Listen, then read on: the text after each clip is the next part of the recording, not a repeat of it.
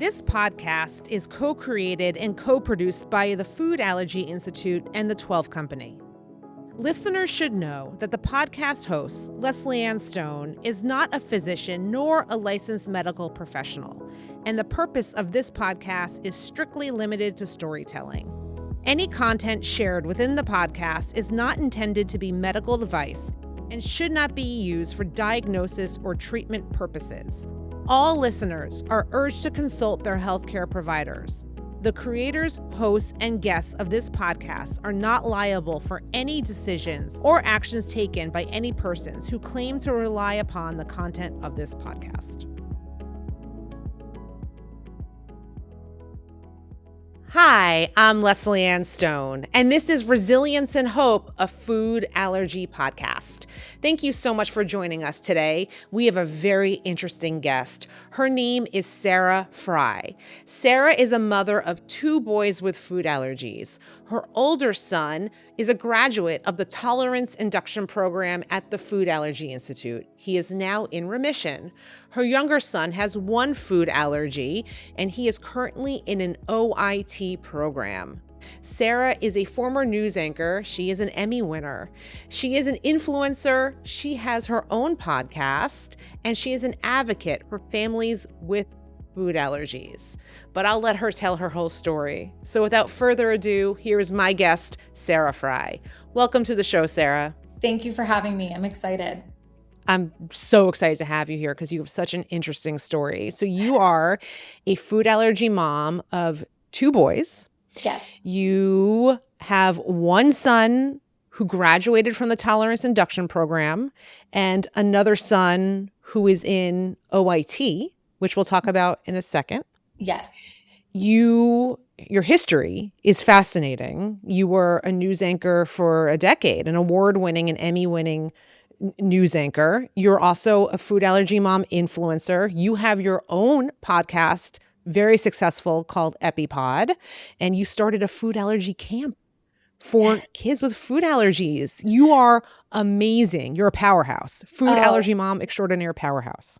Thank you. I think we all, as food allergy parents, are always just looking for something to do to help our own kids and to help others, because we feel, you feel like you're kind of on an island, like you're the only one experiencing this, which is not true. But I know when I entered the food allergy space, I certainly didn't have a community. So for me, it was always looking for something to develop that community, to make me feel less alone and help others do the same.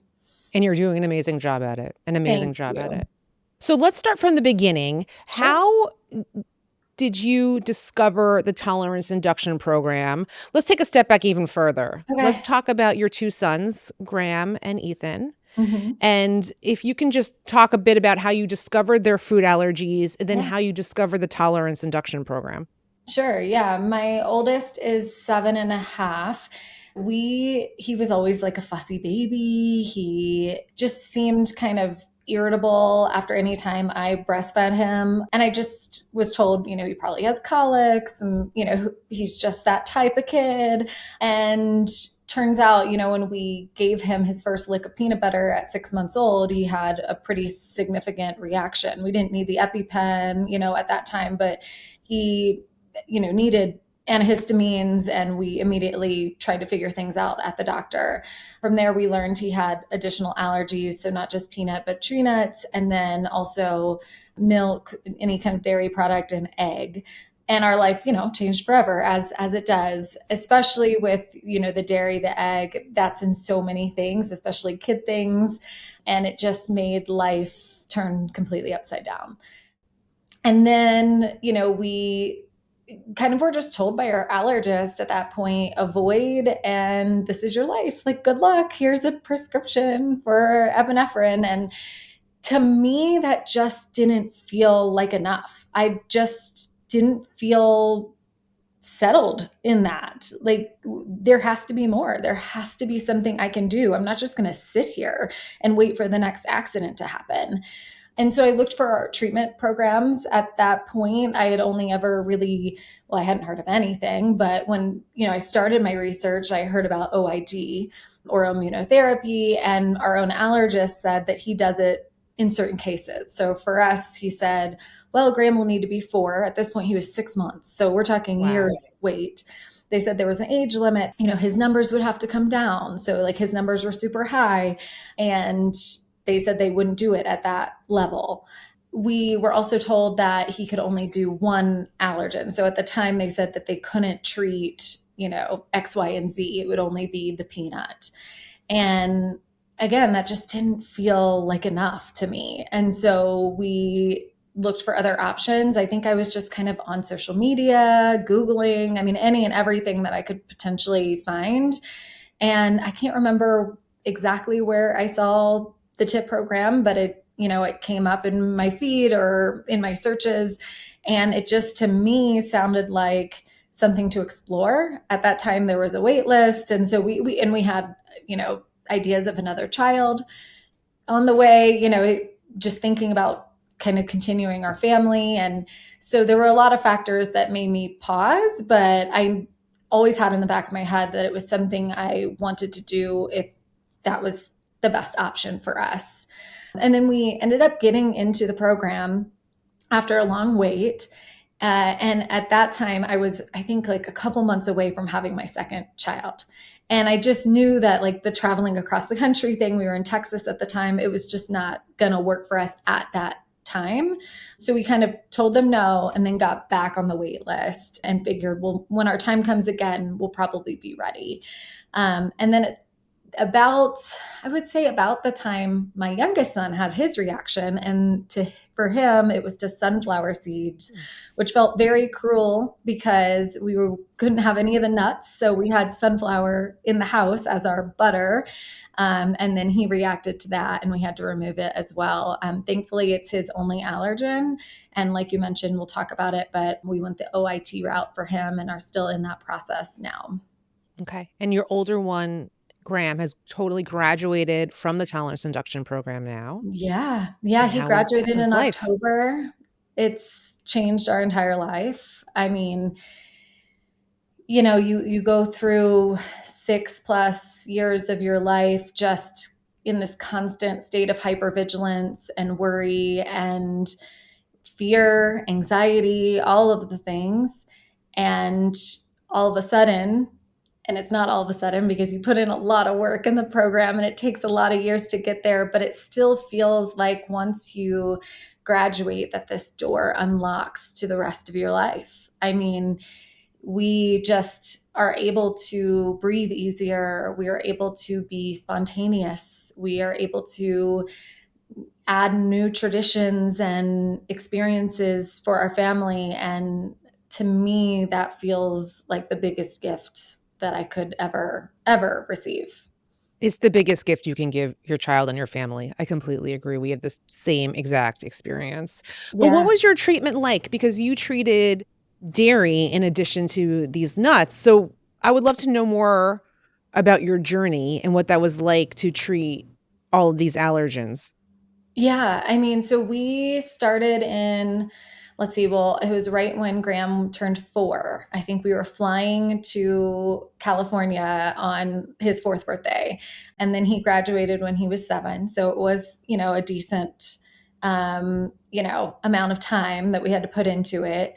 Like I said, he's allergic to some of the tree nuts, peanuts, and then dairy and egg. So egg was actually, we thought, I think you hear chatter online about like, they're going to treat all these things that you're not even allergic to potentially, or, people say that, by treating these biosimilar proteins, which I know you've talked about the program a lot on the show. So if people are familiar, they know that, you go in with an allergy to almonds and you're eating all these other foods that you're like, what the heck does that have to do with almonds? So that kind of throws some people off. But I will say we went in thinking he was anaphylactic to eggs. That's what our allergist at home told us. And when we got all of the results back initially from Graham, they put that in his egg in his sensitized column. So meaning like it wasn't technically considered anaphylactic for him. And we were able to we still had to treat the eggs to make sure that he was good, but we were able to move a little quicker through that. We were able to skip certain eggs, like we never had to treat quail eggs.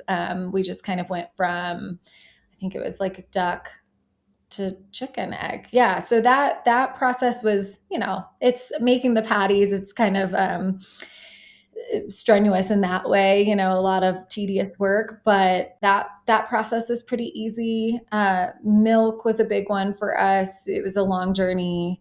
Honestly, we still have, I hate to even say like hiccups or bumps in the road, but like, it sometimes takes years in remission to have, full and complete tolerance, in the sense that like we know he's not going to have an anaphylactic reaction, and we never check a label, we're good with milk, but in certain cases with certain things he'll still kind of get a little redness if he has like a chapped lip or something, so it's not like you've said it before, and everybody knows going in, this is not a cure, it is remission, but it's pretty darn close, and so milk was a struggle. We had some hiccups there with certain things that he just like didn't like or struggled Like to eat. Goat's milk was really hard for him. It's a really strong flavor, strong smell. And we got up to a point where he was drinking quite a lot of it. So we were trying to do everything. We baked it into cupcakes, tried to whip it into icing. At one point he was eating like 2 giant cupcakes with icing every morning before he went to school at 7 a.m. and on top of a million other foods he had to eat, so that got pretty brutal for a time. But we got through it. Because how did you get through it? I'm curious because we did the frosting too. Like we rode the frosting. It was, as my husband says, it's the last resort is the frosting. And then we rode that way for a while. So I'm curious, how did you get Graham to eat all these foods he has to eat before he's out the door? Because I've shared my strategies before with binders and rewards charts and things like that. But what was your strategy to get him to do it? So Graham is a very hard-headed kid like his mom. I am like, if I don't want to do something, I'm not generally going to do it. And he is the same way. And my mom always used to say, like, it will serve you well if you channel that energy, Sarah. And it has. And so for him, I say the same stuff. But in this, it's really difficult as a mom because they get it. Like, he's so smart and he understood why we were doing it. He knows about his allergies, but he is still 7. In this process, he was 5, 6, 7 years old. And so when your parent is trying to get you to eat something, basically forcing you to eat something that you hate, it feels really icky to do as a mom, because he doesn't understand fully exactly why I'm forcing him to eat this disgusting thing. And he can't see the big picture. So that was always hard for me. I always tried to kind of reason with him a little bit, because that's how I am. It's like, if I fully understand the reason, then I'm a little more willing to do it. But to do that with a kid is hard. Still, I tried, I tried to explain to him and show him, like, on a calendar, on a timeline, okay, if we just need to do it for this long, and then we get to move on to the next thing and it won't be as bad. Or, like, look at this, when you turn 7 years old, then you're going to be able to eat whatever you want, have the birthday cake at the birthday party. That was a big thing for us too. The birthday cake at the birthday party was the big ticket. Like, that registered. Yes. With Sam. Yeah. Yes. And so I think, like, yes, there's tips and tricks for, like, what to put the food in or how to trick them.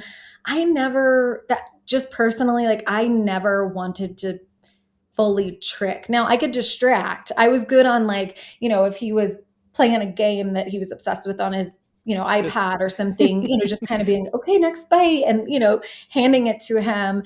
And that felt a little sneaky, but it wasn't. If he ever asked me a question, I did answer honestly. And I think, at least for my child, there was a respect there. And I think that's important to get through the program. But then, in terms of, we generally don't do a ton of sweets in our house. I'm not anti, but we just, try to limit to what's generally healthy. But when it comes to tip, I did whatever I needed to. Whatever it takes. Squeezes of chocolate. I put dollops of icing. Just anything to get them to have a decent experience. Because again, if they're miserable for 3 years, completely miserable, I know you're trying to protect them and to help them for the rest of their life, but like, is it worth it? Like, if they are just very unhappy and the program is stressing them out, then like, I personally would have quit. If it would have been, even knowing what I know now about what freedom and life is in remission, I still don't think it's worth sacrificing your relationship with your child or sacrificing 3+ years of your life if everybody involved is completely and utterly miserable.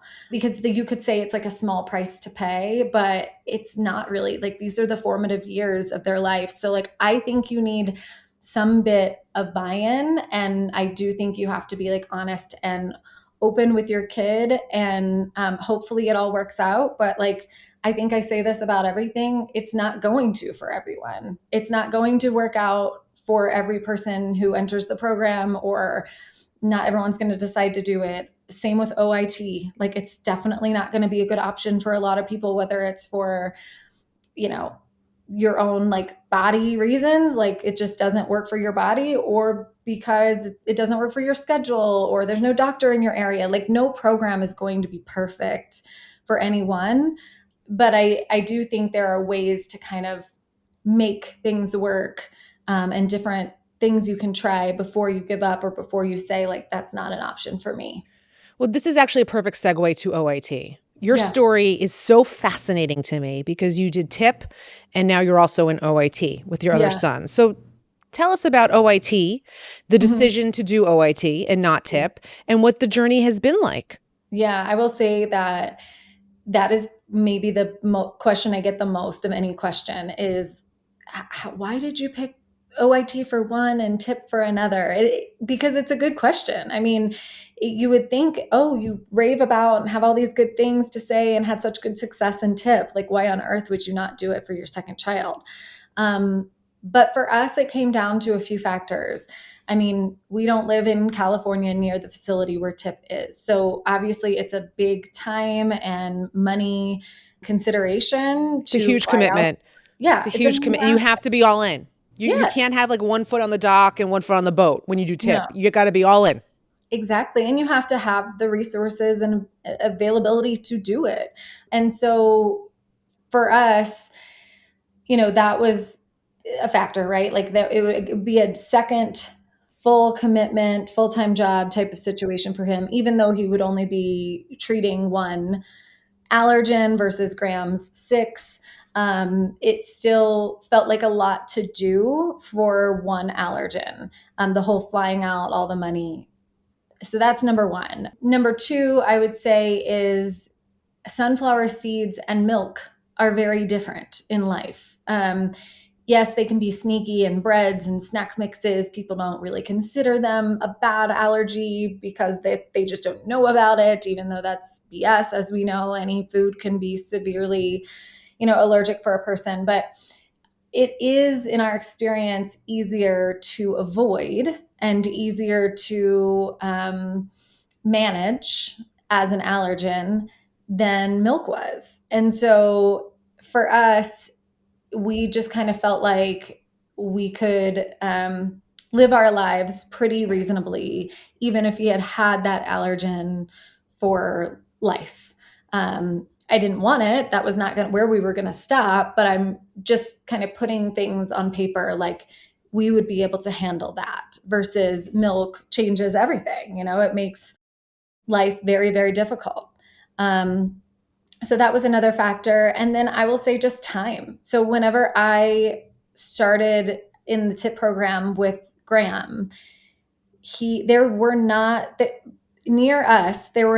options for him. Again, our allergist had said his numbers are too high. Our allergist had said we need to wait until he's 4. So like, I didn't have another option really besides TIP at that time.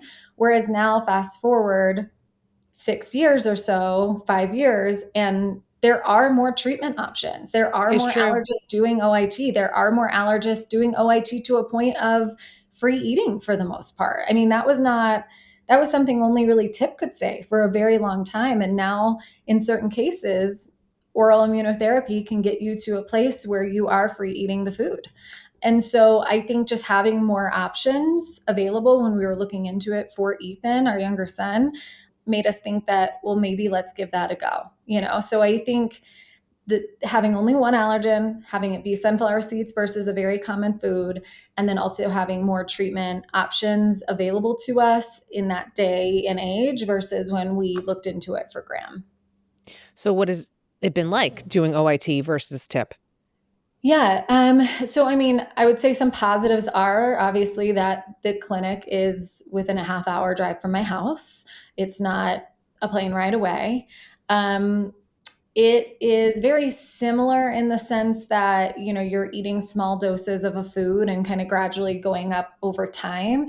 But they don't bring in biosimilar proteins. So we started with sunflower seeds. For us, we started with a challenge. So we kind of like if you were going in for a normal oral food challenge with a food, thinking maybe, oh, you've outgrown it. They give you increasing amounts and basically see at what point you'll start to react, which felt kind of scary, but, felt in control too, that the doctors knew what they were doing and they do this all the time. And he did react to like a very small, I think like the third or fourth dose that they gave him. And so at that point, that's when they knew, okay, we're going to like step down like 2 or 3 doses, like we don't have to start at the bottom, but we can't start there. We have to go down a little bit and then have these gradual increases each week. We were also kind of given the option of minimum of once a week up doses, but we could take as long as we wanted. If it didn't work out, we could go 3 weeks and then go back to the clinic. And we did, I know in TIP, a lot of times you get like a 10-week plan and you kind of do the small up doses and then you go back for a challenge and then kind of get your next thing. Here, in this program, you keep the same dose for a week. So similar to TIP, but then we go to the office to up dose. And then you just kind of keep doing that until I think every doctor has a different kind of threshold or amounts, a different time in which they would stop. I think it's based on how you're doing in the program, based on initial labs. I mean, there's a lot that goes into it, but we have been mostly smooth sailing. I would say there's been a few times where he's had kind of redness around his mouth. Up until actually last week, he was on his final dose before they were going to do like this big kind of double the amount challenge and tell us we could essentially free eat, still have to do a daily dose to maintain the tolerance. But we were going to be able to otherwise have him not check a label and kind of have that same freedom that we got with TIP. But we were on the final dose and he had a pretty, I mean, not terrible, but he had stomach pain. He was Oh no. itching of, his eyes. He had hives on his mouth, kind of congested. And so we had to stop and we've now gone back down a dose and we're hanging out there for a few weeks. So, it's a process. Again, nobody has an exact science for allergies and how to do this. But I do feel like I'm with a good provider and I think we'll get there, but it just might take a little longer.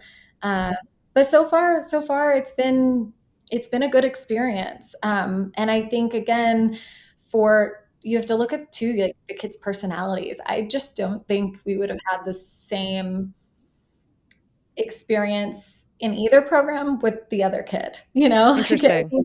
I think with Ethan, he's like a really busy kid, and he just the flying there and the eating kind of the strange foods. I think that would have been a lot harder for my younger son. Whereas, with the one food and kind of mixing it up, like this week we'll do it in this, or this day we'll do it in this, mix in. And we can kind of do that at home and it's very gradual. I don't know. I think, and then having the office right there, I think there's a lot that worked for him with OIT and it may have been more of a challenge for him to do TIP, I think. So after you're done theoretically with OIT, what is with this program that you're in? Is it it's a daily maintenance thereafter where he has to eat X amount every single day in perpetuity? Yeah, so it's a slower step down. I would say that's for me more of a like Tip gets the check in this box in this category of things when you're comparing them, because with Graham, we're already down with his like hardest allergens like the peanut and the milk. We're already down to just twice a week dosing for that. And I mean, we just graduated in October. I'm talking to you in February. So to me, that's such a huge burden lifted. My kids are getting into activities after school, and trying to plan the timing of everything is really difficult when you have multiple foods that you're dosing every single day. Yes. And so to be able to, I think in a couple of weeks, we're going down to once a week dosing for milk and peanuts. And now granted, it's a lot of peanuts, and he struggles there a little bit. He hates the taste and the smell of peanuts, but it's doable. It's once a week. Whereas OIT, it's going to be, even when he graduates and does a final challenge and he's free eating, allegedly, we will be dosing every single day for at least a year. And then they tell us that we will do labs and see if it's gone down enough, whatever that marker is, to then go to like 5 days a week. But then you would hold 5 days a week for a year. So the step down is a lot slower. And then, from there, I think it just keeps going down to maybe like 3 or 4. And so, I mean, we're talking 5+ years before we could get to maybe 2 or, 1 to 3 times a week is Right. my thought. I mean, I'm not clinical, but that's kind of from just talking to them and picking their brain, what I've gathered. So I guess you could say though that Tip takes longer sometimes than an OIT program. So maybe it all comes out in the wash. But again, I think I'd rather do a lot more upfront and then have a easier time like once you've graduated. I think. I don't know. But again, sunflower seeds, it's a little bit easier. Like the sun butter is pretty sweet and yummy, and he doesn't mind it, and it's one food. And so I don't know. I think I'm just trying to make it all sound okay in my head because we have to do it. It's like we've got to make the best of it. So it just really depends on what you're looking for, what's doable for your family, and the circumstances with each child. I understand. Talk to me a bit about when you started OIT and that kind of updosing where they're just giving the child in a challenge to see what the threshold is. And then you hit that threshold. Because I remember before Tip with our allergist that we were seeing at the time, who was wonderful. But I remember doing a food challenge and I couldn't even go to the food challenge. I made my husband do it because I was I was so emotional and I was so nervous that my husband had to take him, and my husband would text me along the way. And when he did react in the food challenge, even though I was at home on the phone, I was hysterical. So what was that like for you, Sarah, to go through that? Yeah, I mean, it was hard. And we had done food challenges before Tip with Graham, actually, too. So I had done a few legitimate oral I'm sure food you have. challenges. We Yeah. did like baked egg, baked milk with Graham. Both he was little. He was 2 and 3, I think, when we did those. And one with the baked egg went pretty well. He did have like little bits of reaction, but they considered it a pass. And so we were able to kind of continue at home. And then with the milk, again, they didn't fail us, but we had to start like really small amounts and do it really regularly and bake it into stuff, at certain temperatures and for certain lengths of time. And so it didn't really give us any sort of freedom. And then also, like, we noticed as we were doing it at home, he kept kind of reacting, and I just didn't feel comfortable with doing that. Like, it didn't feel like any kind of win, any kind of weight lifted off. It was just like, well, when is it going to be like a worse reaction? Instead, it didn't seem to be getting better. So then, with Ethan, it's like we came in kind of having a game plan, and mentally I kind of knew what to expect.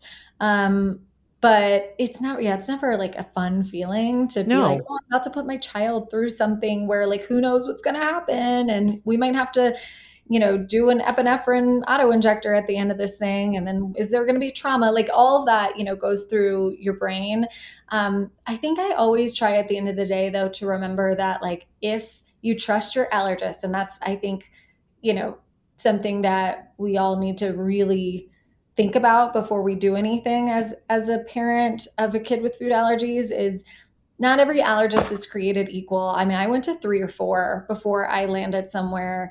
And I think more people need to do that because, well, yes, they went to medical school. Like, if there's not a good rapport there with them, if you don't feel like they're on the top of like new stuff coming out of food allergy life, then it might not be the best fit or the best experience. And so I think once you do, though, find an allergist you like, you have to turn it over and say, I didn't go to medical school. I don't have any background clinical knowledge other than like how much Tylenol to give my kid when they have a fever. Like, I can put some hydrocortisone on a rash, but like, I don't know what I'm doing. And so at this point, I have to kind of give that respect and that ability to make decisions to the person who spent years of their life studying the science.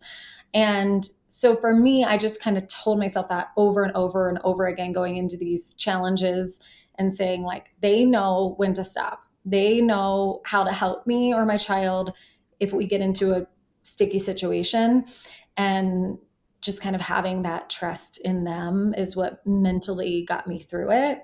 But it's not easy, and it's not fun to see your kid react, and also trying to stay calm because then you don't want them to get, in their heads or worked up as a child, like, oh no, I'm scared. What's happening to my body? Just kind of maintaining this really big sense of calm when your brain is going insane, worrying.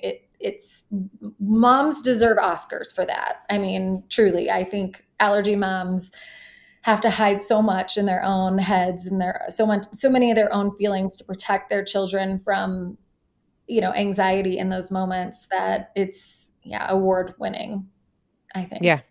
Yeah. Yeah. So, what is your message to parents out there, food allergy parents that are considering tolerance induction program versus OIT versus doing nothing? What do you say to parents out there who are listening to this, trying to figure out what is their path? I would say we live in 2026 where almost everybody has some option out there that they can take to make things better for your family. And it could be TIP, it could be OIT, it could be something else. But even if you decide it's not for you to do treatment right now, maybe there's a lot going on in your life and you just don't have that option, that's okay. But I think exploring it is important. Like, really putting things out on the table and saying, here's what this program will take from us as a family. This is what this program will take. And this is what we have to give. And if it doesn't line up, don't give up. It could, next year, you could be in a better position to be able to do something, some sort of treatment option for your family. But don't settle, because it changes your whole life. It changes your child's life. It's a gift that is completely priceless. And I mean, again, money is a factor here. I'm not ignorant to say that or not recognize that there's an element of privilege, unfortunately, in healthcare. The country we live in, you have to have money to afford good quality healthcare. And that doesn't seem fair to me, honestly, but that is the situation we live in. So I'm not oblivious to that. But I do think that if you keep pushing, if you keep trying, you can give your child an opportunity at a life that isn't fear, that isn't just complete avoidance, and that, opens up their whole world. I mean, we have one beautiful life to live, and I want my kids to feel free to live it the way they want to. And I think that TIP has given that to Graham, has given that to our family. And that's not to say we didn't bust our butts doing a ton of work, but the plan was laid out for us. We figured out a way to push through that plan. And now on the other side, we are living a life that I couldn't have dreamed when my baby had his first reaction at 6 months old. So to parents out there, I would say, just don't stop trying to do that, to give that freedom to your child, because there's something out there, even if it's not now, even if it's later, there are options. Science is amazing and changing every day. And I just encourage you to fight for your kid. Tell us about your advocacy work, because you have done a tremendous amount of advocacy work for the food allergy community. Yeah. I think, I didn't necessarily start out thinking that I was going to do all this food allergy advocacy and become a person of the internet talking about it. That certainly was not in my original plan. But whenever I was doing all of this research and work for my family just to be able to be safe in the world, I thought to myself, why am I not sharing this? Because it just took me hours. And if I can like shave off time for somebody else, it just seems silly that I wouldn't do that. And so I was like, oh, I'll just start an Instagram page, and like, who knows if it even helps like a few allergy moms, cool. Like that's better than nothing. And then in the midst of that, I started just sharing like our outings, but because it takes over and consumes your whole life as an allergy parent, every decision you make, every feeling you feel, I feel like it is wrapped around it, that I started sharing other things just about like what was going on in my brain, what feelings I was feeling about the birthday party, about the school meeting I just had. And I think there weren't a lot of people when I started talking about those kind of real raw moments, like the jealousy I would feel of other moms, the grief I would feel of the motherhood I expected or thought that I would have when I had my kids. Just like things like that feel kind of, I don't know, like wrong. It feels taboo to talk about that sometimes because my kid doesn't have cancer, right? Like they're not, there are other things that could be so wrong. And in some ways it feels like, woe is me. Like I'm complaining about like not being able to eat peanut butter. Like my kid can't have like the birthday cake cupcake, but that's also not fair because to compare, grievances, to compare like tragedies or traumas, it doesn't serve anybody. And it is a real thing to feel these things. And I kind of felt alone in them. And what I found is that by putting it out there, I realized very quickly that I was so not alone. My feelings were not unique at all.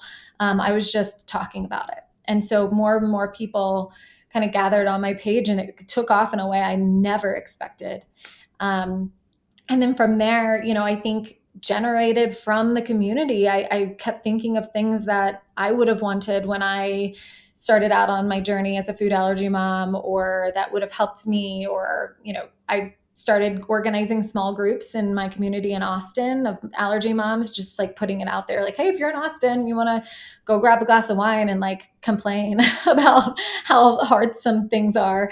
It was just that like landing place that people needed. And from there, it kind of just evolved. I got into talking with different food allergy advocacy groups, and, I've gone to DC now twice to advocate for different pieces of legislation that would help our community, with the Allergy and Asthma Network, who are amazing, and met up through my page with a couple of moms who had this idea for this food allergy camp for families to go and have that kind of summer camp experience, but have it be completely top 9 free and, with like-minded people who understand and get to connect with them on this like really real concentrated level.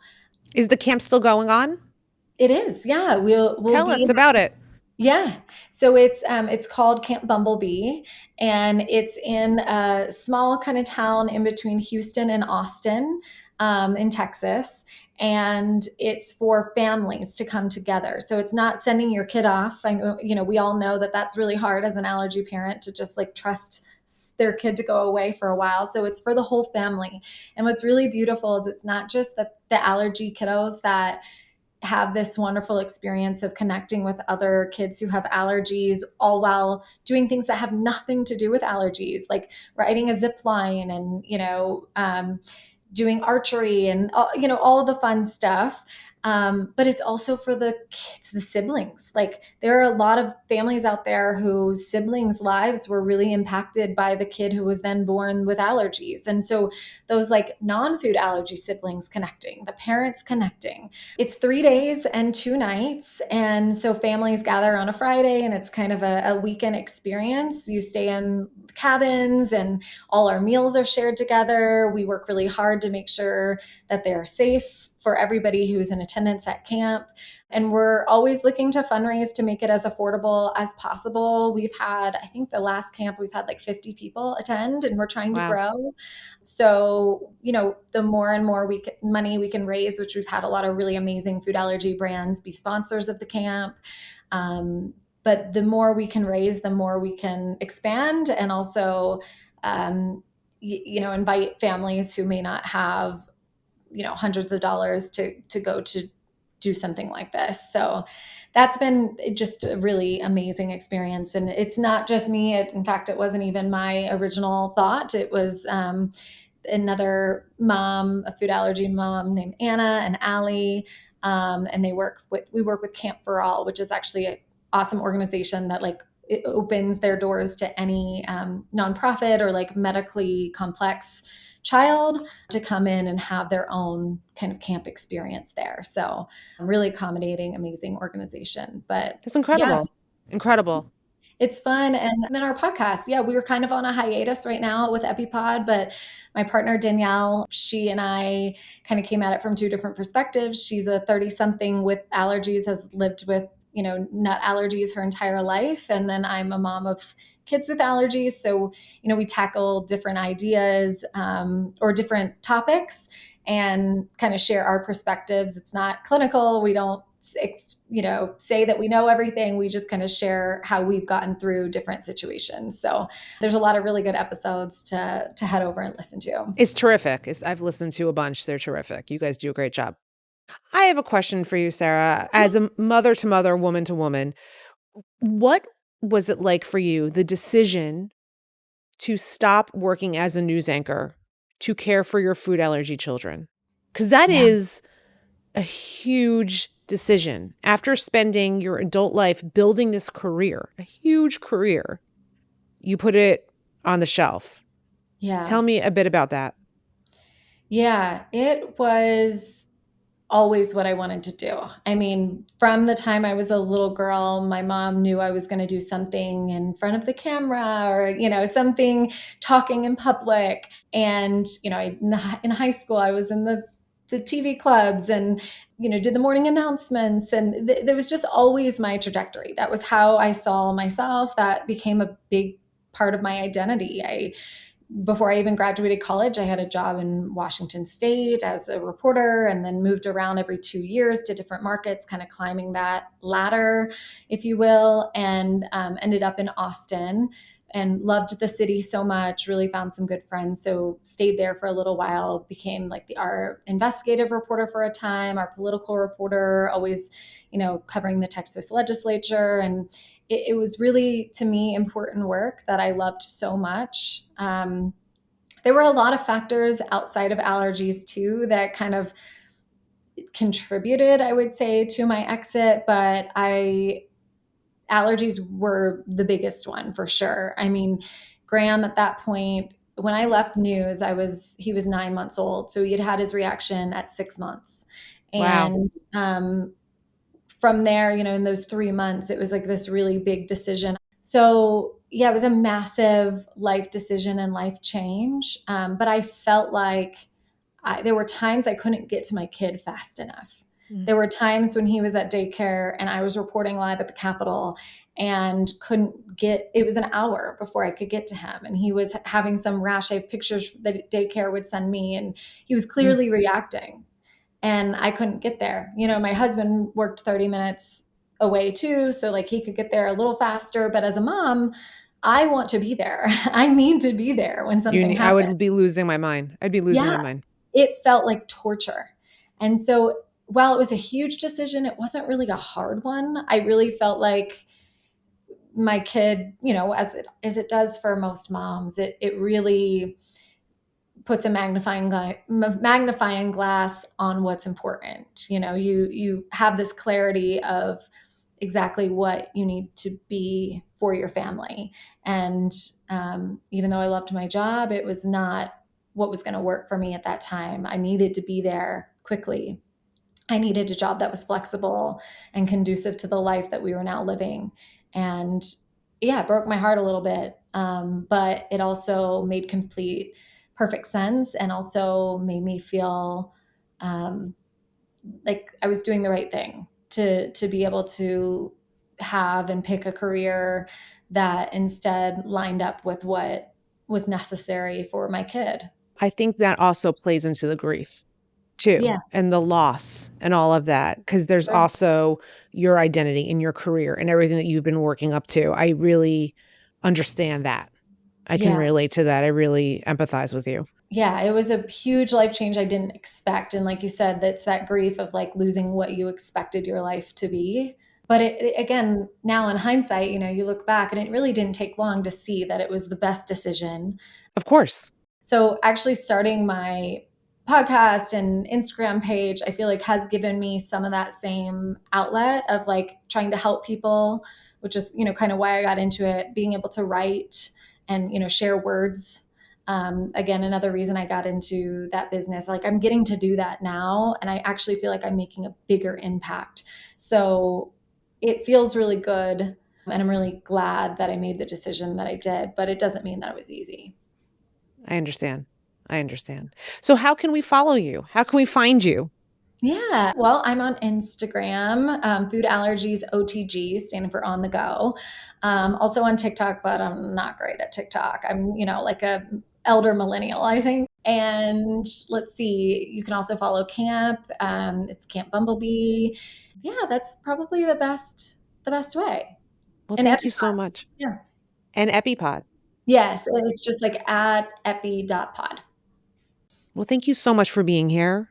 This has been very, very inspiring and informative and uplifting. And I really, really, really appreciate it. And I know our listeners out there are really going to appreciate and take to heart what you said specifically about TIP and OIT and your experiences. It's very, very, very fascinating. Very fascinating. But yeah, thank you so much for having me and for doing what you do. I think it's such a resource, not just to TIP families, but to anyone interested in treatment options. And yeah, I mean, the name of your podcast says it all, giving people some hope for the future. And I think that's the most important thing that we can do and be is hopeful. Thank you. That means a lot, especially coming from you. I admire you a lot. I admire everything that you do and what you're doing, and I'm going to continue to follow you. I've been following you. I'm going to continue to follow you along the way. So thank you. Thank you for everything. Thank you. And thank you, the listener, for joining us today on this episode of Resilience and Hope, a Food Allergy podcast. We would love to hear from you. You have questions, comments, ideas for future episodes. Our email address is resilienceandhopepodcast@gmail.com. We also have social media. Please follow us at Resilience and Hope Podcast. And please, wherever you listen to your podcasts, Apple or Spotify, give us 5 stars.